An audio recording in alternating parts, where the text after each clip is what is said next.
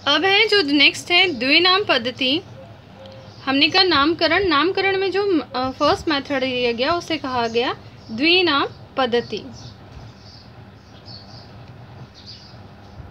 द्विनाम पद्धति नाम से स्पष्ट हो रहा है कि दो नाम वाला पद्धति। इस पद्धति का जो है प्रतिपादन यानी सबसे पहले किसने दिया? साइंटिस्ट जो हैं, वैज्ञानिक जिनका नाम है कैरलस लिनियस ने। और कैरलस लिनियस ने अपनी एक पुस्तक जिसका नाम था सिस्टमा नेचुरली, इसमें कई सारे जीवधारियों का यानी कई सारे जो पौधे हैं या फिर कई सारे सजीवों का, पादप हैं और जंतु हैं, उनका नामकरण किया गया था। और उन्होंने ये मेथड यूज़ किया था द्विनाम पद्धति। इस पद्धति में प्रत्येक जीवधारी का नाम दो शब्दों से बना होता है। ठीक है, इसमें इन्होंने क्या करा, दो शब्दों से बना हुआ था सभी जीवधारियों का नाम। तो पहला जो शब्द था, पहला शब्द का मतलब था वंश और दूसरे शब्द का मतलब था जाति। यानी पहला जो शब्द है वो डिनोट कर रहा था वंश को और दूसरा शब्द जो है वो अंकित कर रहा था जाति को। उदाहरण से समझिए, जैसे कि मैंजिफेरा इंडिका। मैंजिफेरा इंडिका नाम है आम का, वैज्ञानिक नाम है, आम का वैज्ञानिक नाम है मैंजिफेरा इंडिका। यहाँ पे जो पहला शब्द है ये किसको प्रदर्शित कर रहा है?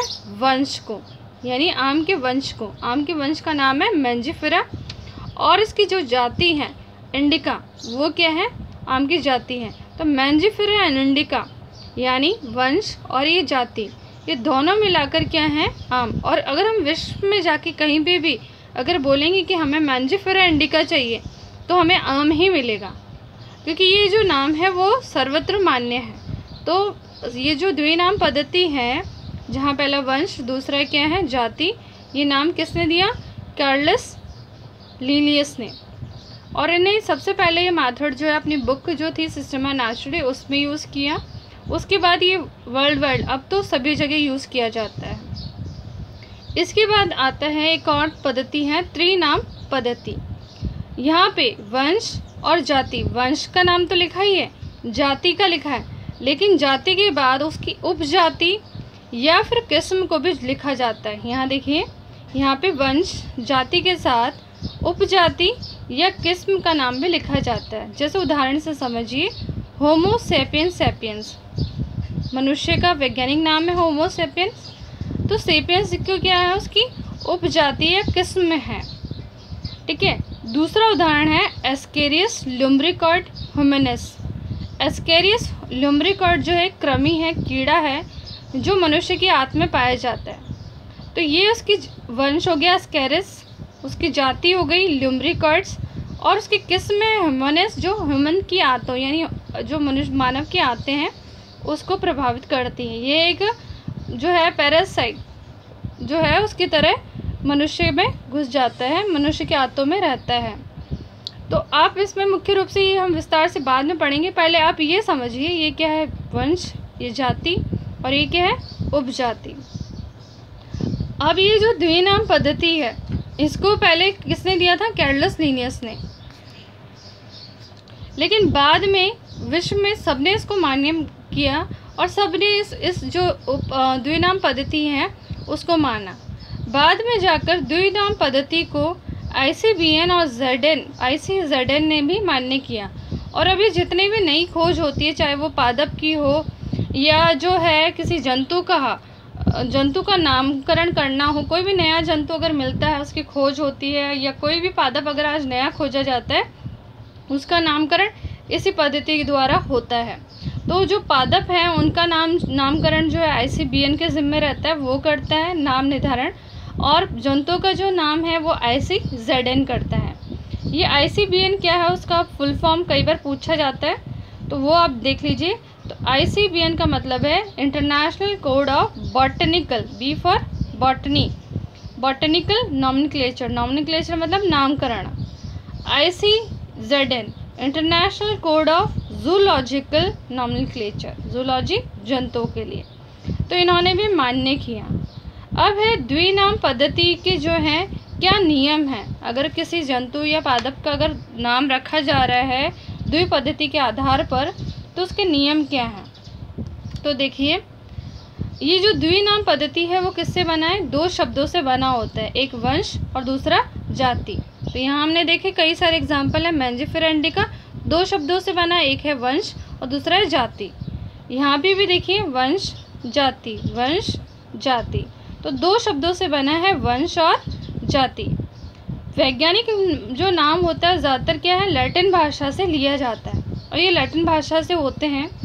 और अगर आप बुक में इन्हें देखेंगे तो ये सारे क्या होंगे? तिरछे छपे हुए होते हैं, छिपे नहीं छपे हुए होते हैं। इटैलिक्स में लिखा होता है। अगर इंग्लिश में मैं बात करूँ तो क्या बोले? इटैलिक, तिरछे लिखे हुए आपको नज़र आएंगे बुक में। और अगर हम लिखते हैं तो आपने देखा होगा जहाँ पर भी मैंने लिखा है उसको क्या करती हूँ? अंडरलाइन। तो जब आप भी अगर किसी वैज्ञानिक नाम को लिखेंगे, हैंड रिटन होगा या हस्तलिखित होगा, तो वो कैसा होगा? अंडरलाइन करेंगे, हम लोग उसको अंडरलाइन करते हैं। और बुक में अगर आप देखेंगे तो वो थोड़े तिरछे या इटैलिक रूप में लिखे होंगे।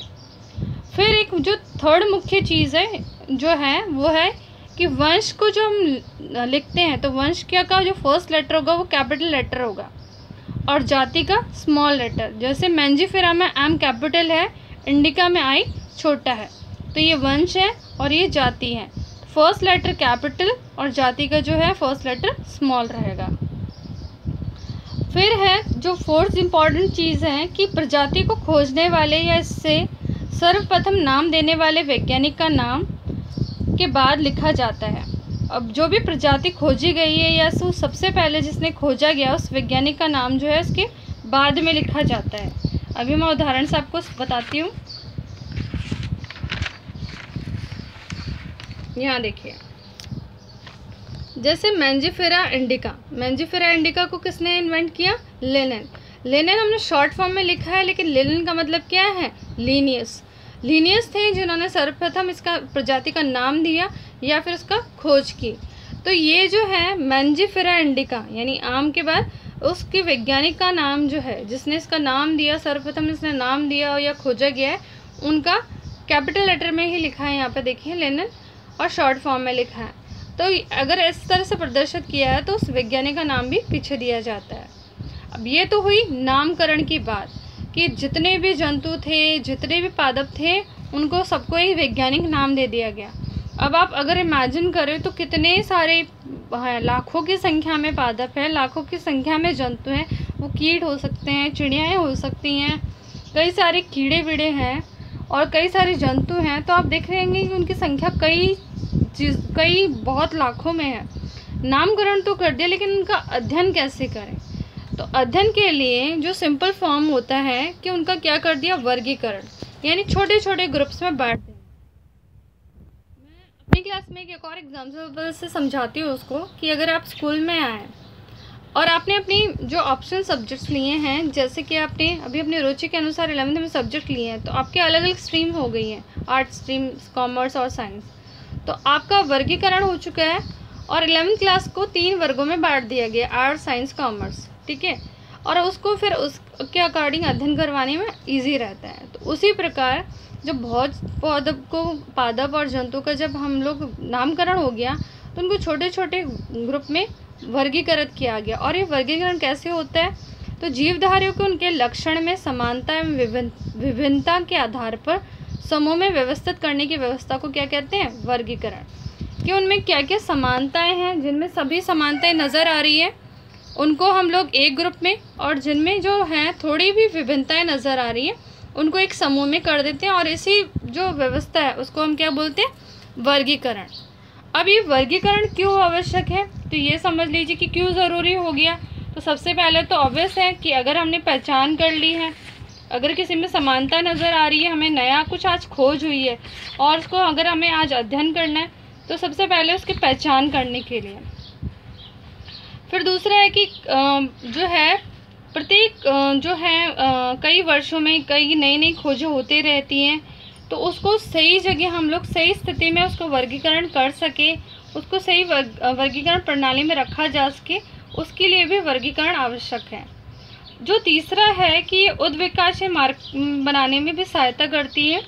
उद्विकासीय मार्ग से मतलब है कि उसका उद्विकास यानी उसका जो है विकास कहाँ से हुआ था। जैसे हम बोलते हैं मनुष्य का विकास क्या बंदरों से हुआ था। तो अगर ये पादप है, इसका विकास कहाँ से हुआ होगा? ये जंतु है, इसका जो विकास है किससे हुआ होगा?